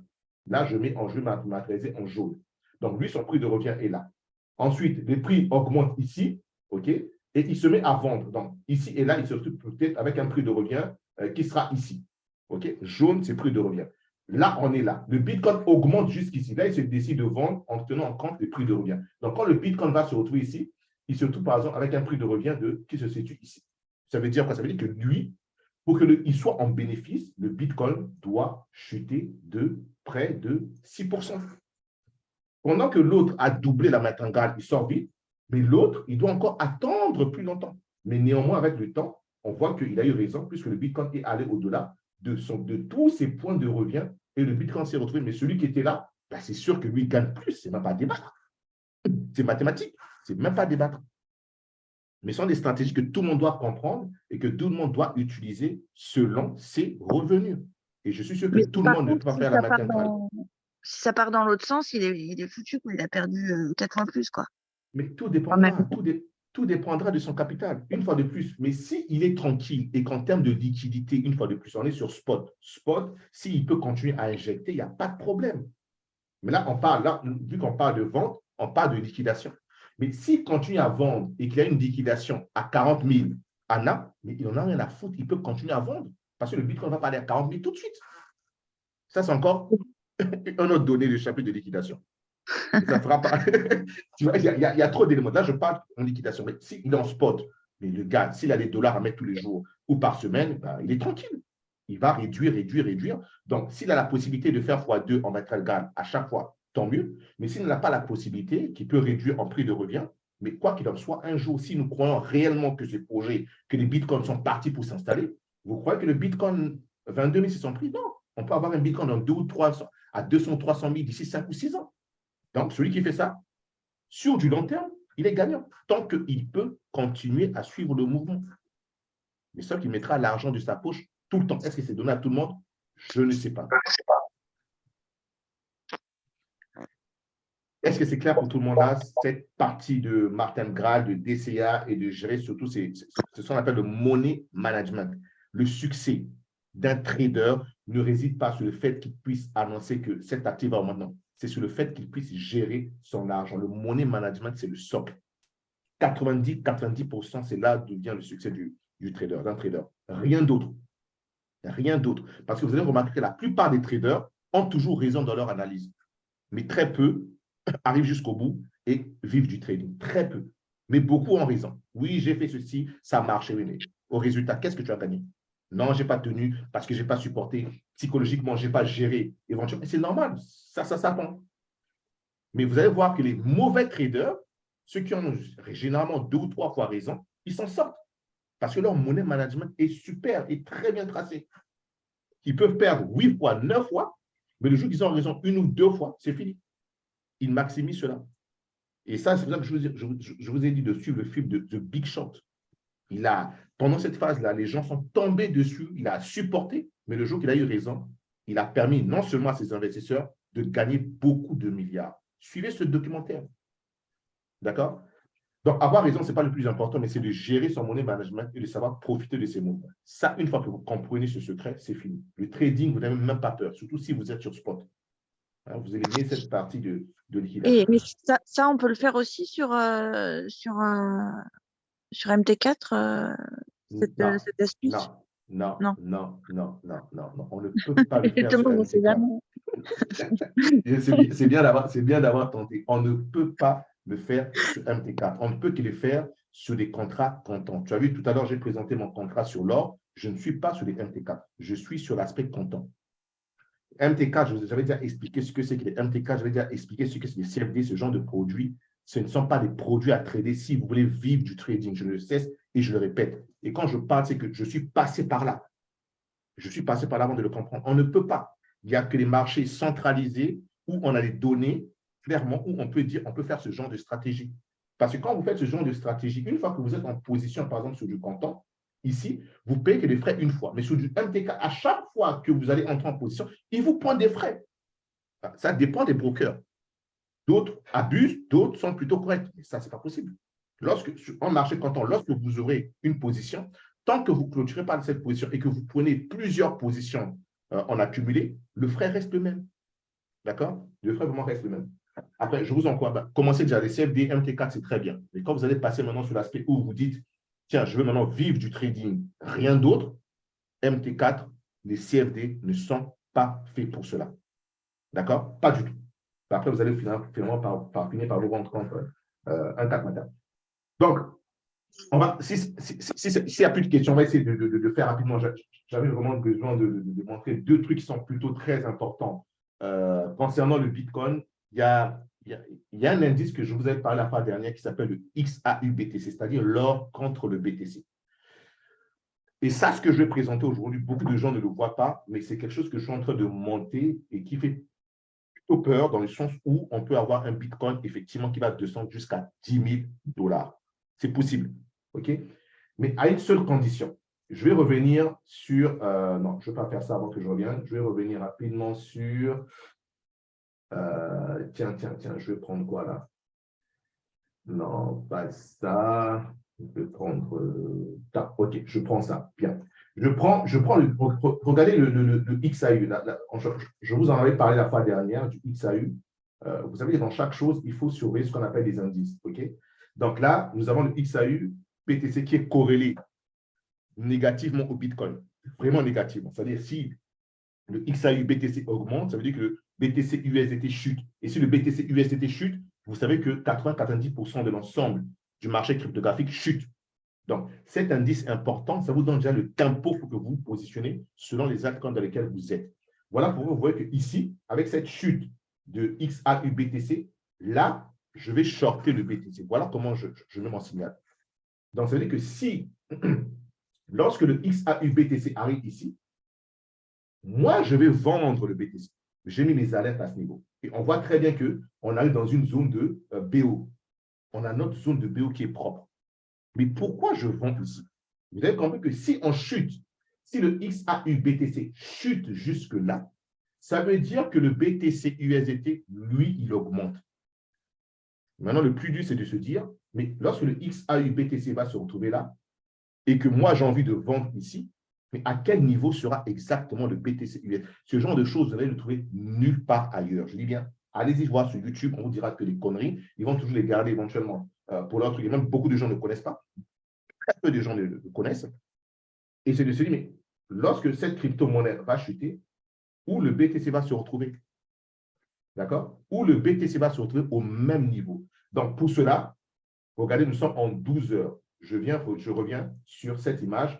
Il y a deux figures que vous pouvez voir. Je vais essayer d'effacer tout ça pour qu'on voit très bien. J'enlève tous ces dessins. On revient déjà sur du 12 heures pour que tout le monde voit. Là, vous avez le BTC USDT et là, vous avez le XAU-BTC. Et rappelez-vous ce qu'on est en train éventuellement de viser, c'est un XAU-BTC ici. On peut le voir avec nos algos. Hein. Vous voyez bien que nos algos nous l'indiquent. Potentiellement, il y a tout qui nous l'indique. Hein. Nos algos nous indiquent que cette zone, c'est très intéressant d'acheter l'or contre le Bitcoin. Voilà l'élément que là, les institutionnels regardent. On le voit très bien. L'HP nous indique. Ici, le GSI, c'est parfait.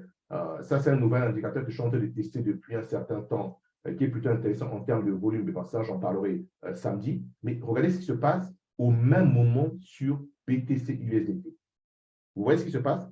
Si vous voyez ce point de vue, regardez ce qui est intéressant que je vous attire votre attention de regarder. Vous voyez que là, ici, notre algo nous montre une baisse. Hein, sur le 12 heures, on est bien sur le 12 heures, même horizon de temps. Il nous montre une baisse. Mais si on va sur le BTC USDT, il ne nous montre pas une hausse. Logiquement, la hausse doit se retrouver là. Voilà. Donc, quand le XAU-BTC va se retrouver ici, le BTC USDT va se retrouver là. Donc, c'est-à-dire dans la fourchette entre 24 500 et 25 000. Mais sauf que notre algo ici nous le montre, mais ici, il ne nous le montre pas. Voilà pourquoi je vous en parle. Bien qu'ils sont corrélés, ils ne montrent pas les mêmes informations. Mais si vous voyez ça automatiquement, voilà pourquoi on est en train d'acheter, après avoir vendu, on achète le Bitcoin pour l'accompagner ici. Et là, on pourra maintenant shorter le Bitcoin et accompagner le Bitcoin avec ce potentiel cipher qui va arriver vers 18 000 $. D'accord? 18 000 $. Ça, c'est le 1. De 2, je vais faire très rapidement. De 2, ce que je vais présenter, ça se trouve sur du 2,5. Regardez où, moi, personnellement, je commence à entamer mon bull run probable. Voilà où je fais mon plan. C'est-à-dire, mon bull run probable va démarrer une fois que le XAUBTC va se retrouver dans cette zone-ci. Ça, c'est un devoir que chacun de vous maintenant va faire. Je vous laisse faire. Je vous ai montré un petit peu la logique. Donc, le bull run probable du marché doit arriver lorsque le XAUBTC va se retrouver là. Maintenant, à vous de me dire, lorsque le XAUBTC se retrouvera là, où va se retrouver le Bitcoin? Ça, je vous laisse. C'est un petit devoir. On va en parler sur Discord et on pourra éventuellement le voir en samedi. Mais moi, c'est là où j'anticipe le bull run. Si le XAUBTC n'arrive pas là, je ne vois pas ce bull run se mettre en place. D'accord? On n'a plus le temps vraiment d'expliquer ça techniquement, ce qu'on dit, mais voilà où j'envisage le faire. Et samedi, je vais le faire. Et j'espère qu'entre-temps, quand nous sommes mercredi, jeudi, vendredi, vous avez 2 jours pour faire un petit peu de recherche, pour que samedi, avant que j'explique le comment du pourquoi, pour que vous positionnez. Et rappelez-vous, on vise 18 000. Est-ce que lorsqu'on va arriver ici, ça correspondra à 18 000 ou plus bas? Je vous laisse le temps de voir cela. Donc, est-ce qu'il y a des questions, mais pas sur la réponse, mais est-ce qu'il y a d'autres questions pour ceux qui veulent avoir d'autres pistes de réflexion, mais pas sur la réponse éventuellement? Il va aller où le gold demain?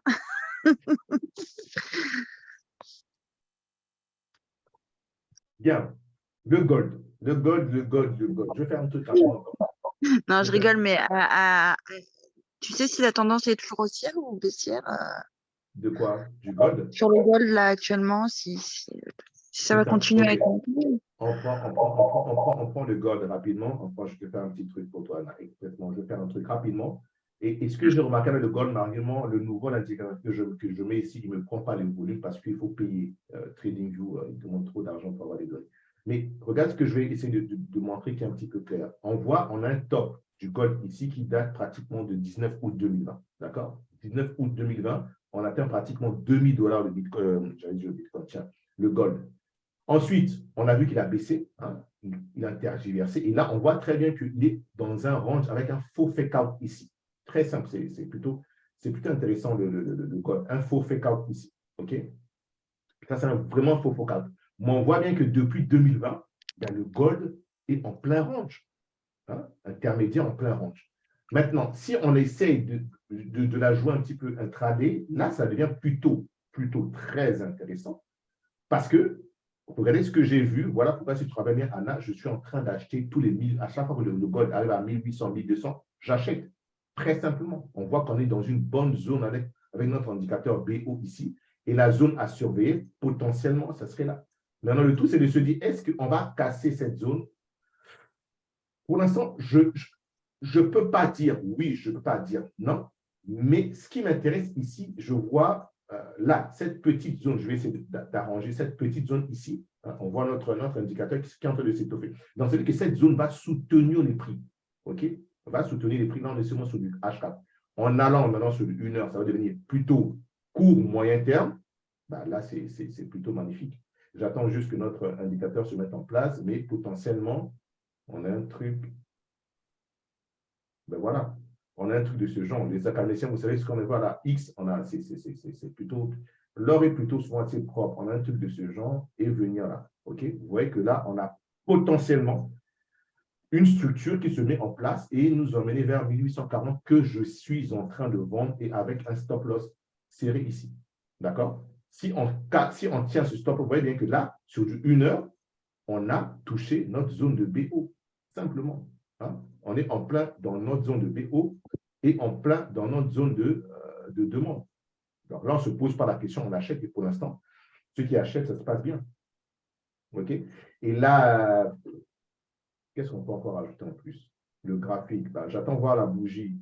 Cette bougie qui se termine dans 1 heure. Il est quelle heure? Là, nous sommes en daily. Ben, regardez si on a un daily. En daily, on est dans une zone de BO de malade. Et en plus, on a potentiellement je ne sais pas si Morel est là pour nous dire ce que c'est. Est-ce que quelqu'un peut me dire c'est quoi cette bougie magnifique qui est en train de se mettre en place, qui clôture dans 2 heures ici? Quelqu'un?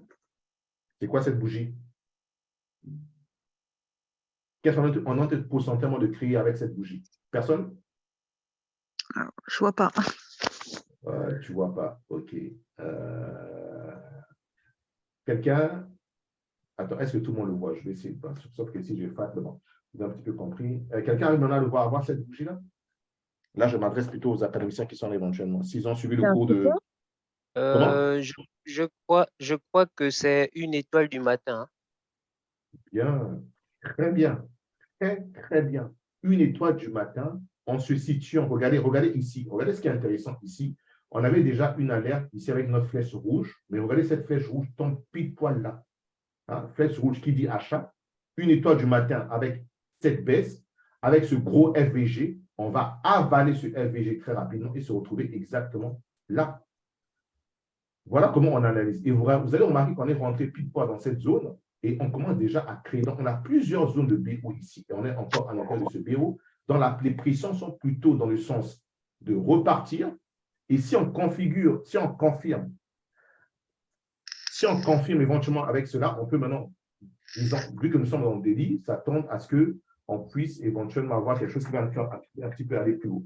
Excusez-moi, il y a quelque chose qui est en train de sonner. Je ne sais pas.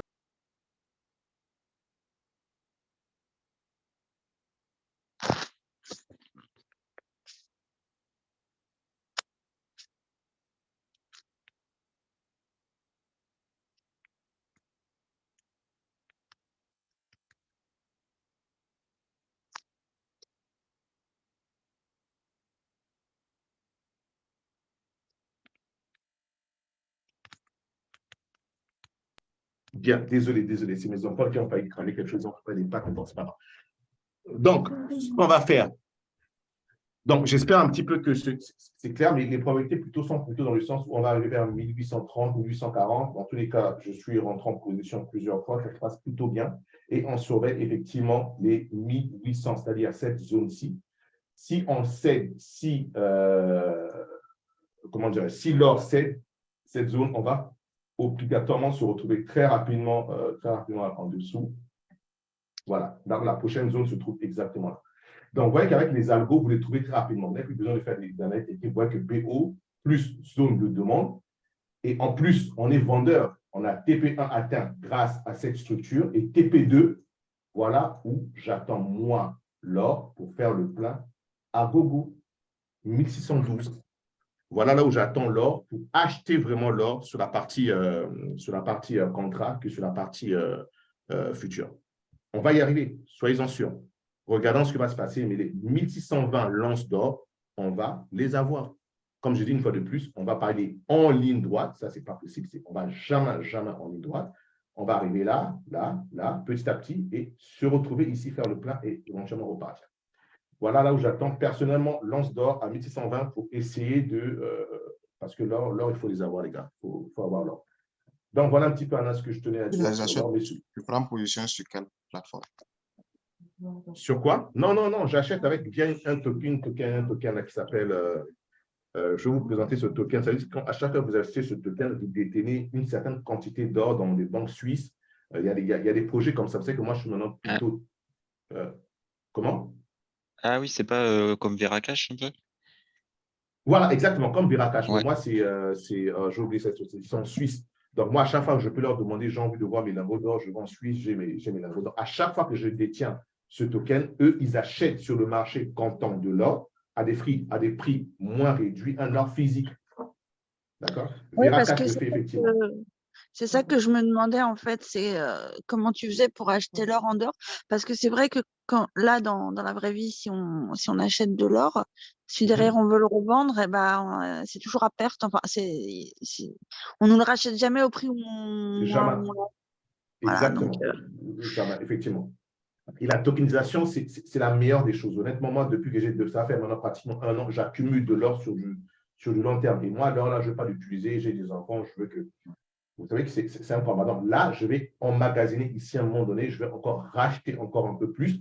Et ce qui est intéressant là où je rachète, c'est qu'avant qu'on arrive ici, quand on va arriver dans ce secteur, je vais faire une commande, ce qu'on appelle des options. Je vous dis, OK, moi, j'ai envie que lorsque l'or arrive ici, j'ai envie d'acheter. Donc, ça veut dire que dans cette zone ici, il y aurait des gens qui vont vouloir vendre. Donc, ça veut dire ce qu'on appelle des options. Donc, il y a des gens qui vont dire, OK, tiens, moi, je peux te proposer que tu achètes ici mon or lorsque l'or va arriver à 1700. Et que ça veut dire, en jouant un pari, ça veut dire que si ici, on arrive à 1700 et que, je ne sais pas, dans un trimestre ou dans 2 trimestres, l'or chute et qu'il arrive à là, ça me permet d'avoir l'or moins cher. Mais si par contre l'or arrive ici, d'accord, et qu'il repart vers le haut, je n'aurai pas cet or, mais je vais perdre une prime, c'est-à-dire une prime où j'ai engagé ce contrat. Ça, c'est intéressant parce que les primes ne sont pas souvent chères, hein, parce que je donne une connerie pour que ça passe un petit peu clair. C'est-à-dire que vous pouvez perdre une prime de 1000, 1500, voire 2000 dollars et gagner en contrepartie 1 once d'or ou 2 onces d'or qui va couvrir largement votre perte de prime. Regardez les options, c'est plutôt un instrument plutôt intéressant dans ce champ si vous voulez avoir de l'or moins cher que sur le marché comptant. Vraiment que sur le marché comptant. D'accord? Donc, voilà un petit peu ce que je tenais à dire rapidement sur tout cela. J'ai encore d'autres éléments à dire, mais bon, on a débordé, on va continuer. Ça serait plutôt pour samedi prochain. Faites vraiment le tour et vous avez compris que sur le KuCoin, on ne sait pas. Si vous ne voulez pas mettre, dans tous les cas, les signaux qu'on va envoyer, j'avais envie de le présenter parce que j'avais fait une liste sur KuCoin, mais bon, ça, je le ferai samedi prochain. C'était présenter des choses un petit peu plutôt intéressantes, mais on comprend que finalement, ce n'est pas bien de mettre, comment dirais-je, le stop loss parce que nous, notre but, c'est vraiment de se concentrer sur les bons timings. D'accord, le bon timing où on se dit, OK, si on prend tout de suite, on va les gagner minimum 6, 7, 8 ou 10%. Mais vraiment le bon timing. On va travailler sur ça. Donc, ça, on fera ça pour samedi prochain. OK? Donc, merci beaucoup. Et puis, je crois que Seydou, la prochaine fois, mercredi ou samedi, on va avec Seydou, peut-être s'il va nous préparer quelque chose éventuellement sur le futur. Anna, je sais que toi, tu as posé des questions sur le futur. On demandera qu'il nous prépare quelque chose éventuellement sur le futur. Ouais, c'est vrai que j'ai hâte de savoir comment on prend sur Futur, comment ça marche. T'inquiète, Seydou, je crois qu'il est déjà parti samedi. Il va nous préparer un truc. Ah, OK. Donc, il va nous préparer un truc dans ce genre. Donc, peu importe la plateforme Seydou, tu nous prépares un truc sur Futur. Comme ça, Seydou, il est plus pédagogue que moi. J'adore bien l'écouter. Encore, merci beaucoup. Merci beaucoup. Tu vas nous présenter une nouvelle plateforme. OK, j'ai hâte de voir. On a des leviers de 200. Wow. Ah ouais? Non, je m'amuse. Je ne vais pas présenter ça. Sinon, d'autres vont perdre. Non, là, tu as fait n'importe quoi. On va aller doucement. OK, merci beaucoup, les gars. Et on se dit à samedi prochain. On va aller maintenant dans la partie future. Allez, merci beaucoup à tous. Bonne soirée. Merci, au revoir.